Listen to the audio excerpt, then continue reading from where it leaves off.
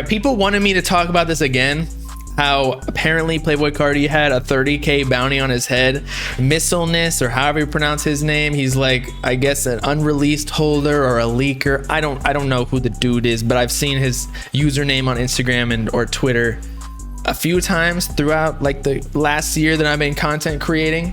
But Carti apparently has a $30,000 on his head from Ola Runs, who he was beefing with throughout the whole entire rollout of Whole Lotta Red through 2020. After Ola Runs, actually, they caught a body.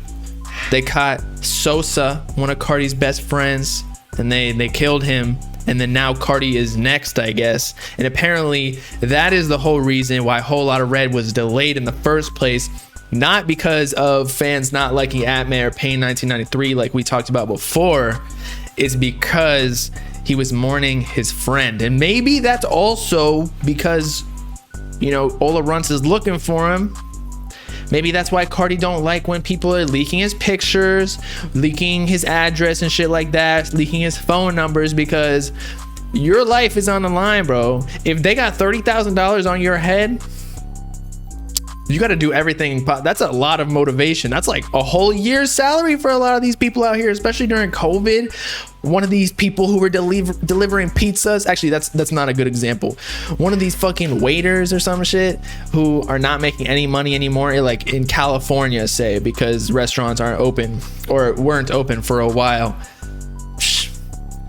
In an alternate universe, I might even take on like a bounty for $30,000. You just take a gun, it's a bullet. Yeah, I wouldn't want to kill anybody ever, but like that's like an easy job. I feel like if you really need the money, you know, or if you're a crackhead and you want some crack, that's easy. They're not even thinking at that point. And you already know a lot of these gangsters in whatever Ola Runs gang is, they're probably on hella crack, hella lean, some shit. They're itching for their next fix. They'll catch a body easily to get 30 racks.